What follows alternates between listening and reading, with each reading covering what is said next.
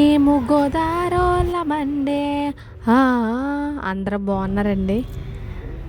మా అమ్మగారు శుభ్రం చేసి చేప పేరు ఏంటో నాకు కామెంట్ చేయండి. అలాగే శుభ్రం చేసిన విధానం కూడా చూడండి. ఉప్పుతో బాగా కడగాలండి చేప. అలాగే కడిగిన చేప ముక్కలు మనం ఉప్పు, పసుపు, కారం, నూనె అన్నీ వేసేసుకొని 10 నిమిషాల పాటు ఫ్రిడ్జ్లో పెట్టేసుకోవాలండి. బాగా కలిపేసి మనం వండేది కర్రల పొయ్యి మీద కదా. ముందుగానే ఉల్లిపాయలు, పచ్చిమిరపకాయలు, దానికి కావాల్సిన చింతపండు పులుపు కూడా రెడీగా పెట్టుకోవాలండి. అందులో స్పెషల్ మసాలా ఏంటంటే జీలకర్ర, వెల్లుల్లిపాయ అండి. అది రోల్లో నూరుకుని వేసుకుంటే దాని స్మెల్లే వేరండి బాబు. తింటే మరి ఇంకా వదిలిపెట్టండి, అంత టేస్టీగా ఉంటుందండి చేపల పులుసు. తింటే గోదావరి చేపల పులుసు తినాలండి, ఏమంటారు మరి? అంత టేస్టీగా ఉంటుంది. అదే కర్రల పొయ్యి మీద ఉండే చేపల పులుసు మరీ సూపర్ ఉంటుందండి. నేను ఇలాగే మరిన్ని వీడియోస్ మీ ముందుకు వస్తాయండి.